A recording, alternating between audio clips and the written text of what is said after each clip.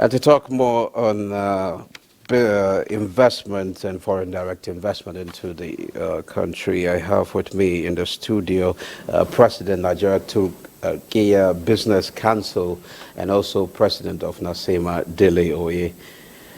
Also joining us virtually is Nigeria's ambassador to Turkey, Ismail Abba Yusuf. You're both welcome to Business Express. Thank you very much. Thank you. Okay, let me start with Mr. Oye.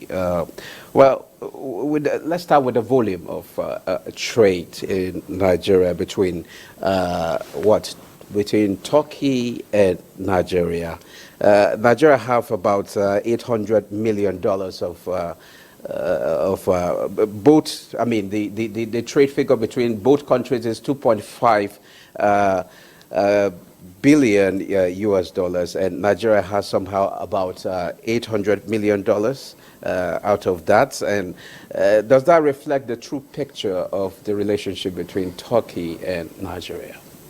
Well, from the private sector perspective, I don't think it reflects, because a lot of our goods, a lot of informal trade between Nigeria and Turkey. In fact, most of the goods are normally transshipped either through Dubai or Beirut because of labeling and other English language issue to local compliance. So at the time you add all that to the several informal trade between our both countries, I think the figures should be around $5 to $6 billion. Okay, that's interesting. Let me come to let me go to Abba Yusuf.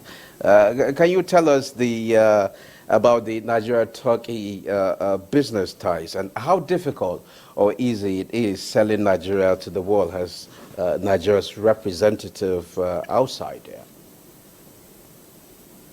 Well, thank you very much. Selling Nigeria to the world, I believe, is very, very simple.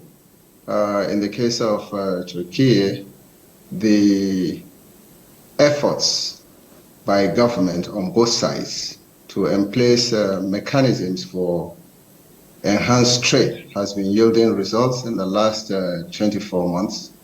Both sides have signed agreements on mutual protection of investments, avoidance of double taxation, and then, of course, both sides have agreed on the preeminent position of the private sector in ensuring growth and sustainable development between the two countries.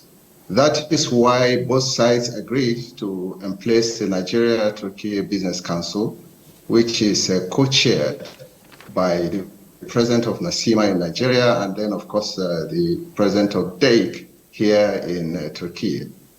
And it's been instrumental to the volume of trade going on between the two countries, like ably enumerated by the president of Nasema.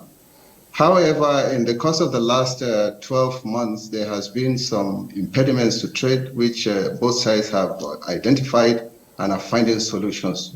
One of the key impediments to trade that has happened has been as a result of force majeures, like the earthquake in Turkey, the effect of the COVID-19 pandemic, which disrupted supply chain globally, is also an issue up till now.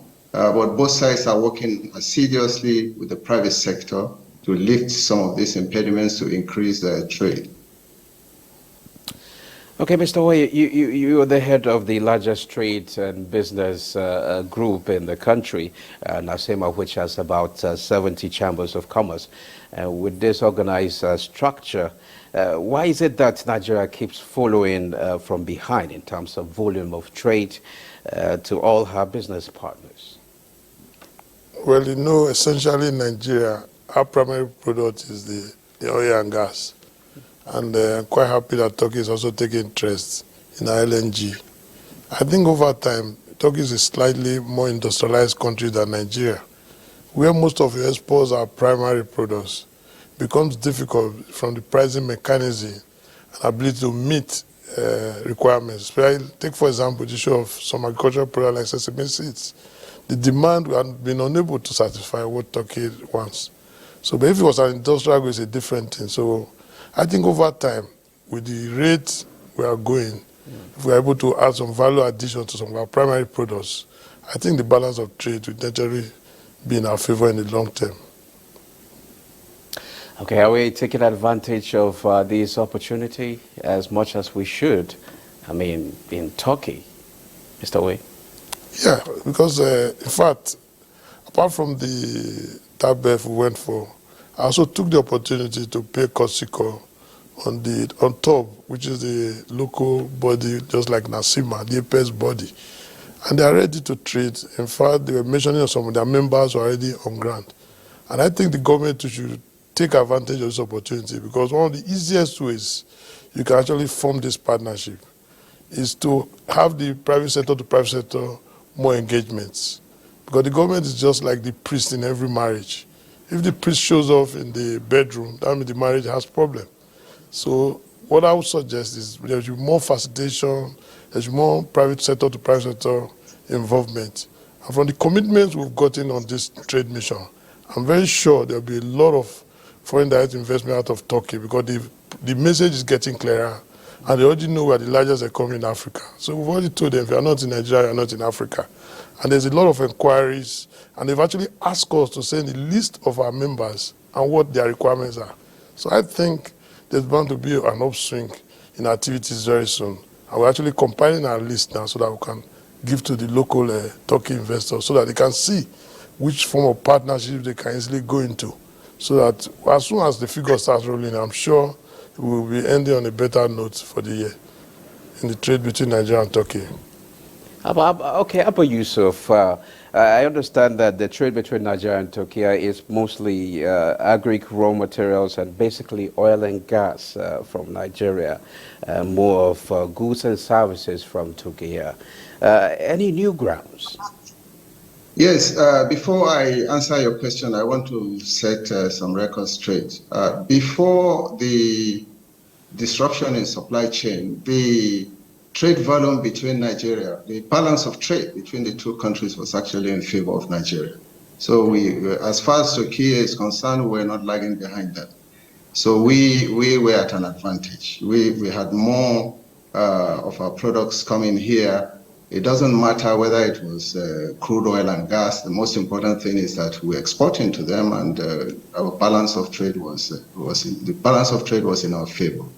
You know, having said that, yes, we have made it clear to our Turkish partners in the last 24 months that Nigeria will not be a market for the dumping of products, and that we will prefer a relationship where Turkish companies invest in Nigeria in terms of creating jobs rather than taking away jobs. And they understood our position.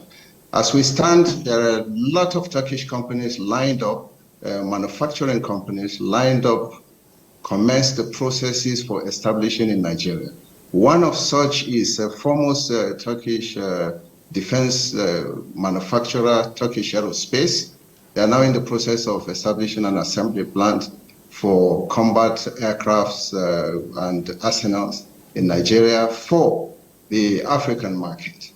You know, additionally, we have people also who want to manufacture all kinds of products in Nigeria. There are those also who want to establish a logistics base in Nigeria. So we've broken new grounds into the defense sector. We've taken we've gotten access into the defense, Turkish defense sector, which has led to large-scale procurements of military equipment for the fight against insurgency in Nigeria. And it's work in progress, but we are no longer in the traditional areas of business as usual. But we've broken new grounds. We're happy. The Turkish partners are also happy. Okay. Well, besides you talked about military equipment and things like that, but besides that, how well positioned are we to take other advantages when it comes to non-oil exports? Non-oil export, for example, recently there was an importation from Nigeria of sesame, which I'm aware of, to the tune of 5 billion naira from various sources in Yobe State, Kano, and all that from farmers. I know that that deal was done between. So the agricultural sector, a lot of things we manufacture. Gum Arabic is required here for pharmaceutical products. It's required for soft drinks and other things. So it's also something they've been trying to get from Nigeria. A lot is going on. And like my brother, Chief Dele said, the informal sector is not captured. So that is also the reason we do not have exact data on the volume of trade. But since we're interacting with everybody in the private sector and at the governmental level, we know exactly what is going on, and we are also trying to place a mechanism where we can capture this in real data so that we know what we're doing here. So the agricultural sector from Nigeria is also making an inroad. The mining sector is also another area that people are lined up to go and invest in Nigeria. They have heavy machineries. There are others who also want to invest in the energy sector. They know that Nigeria is developing very rapidly with a rapid growing population and the need for all-round infrastructure and all that, the need for energy, alternative energy in view of global warming. So they're lined up. They want to go set up a manufacturing facility for production of solar panels and lithium batteries and all that. So but the process is on. Okay, thank you. How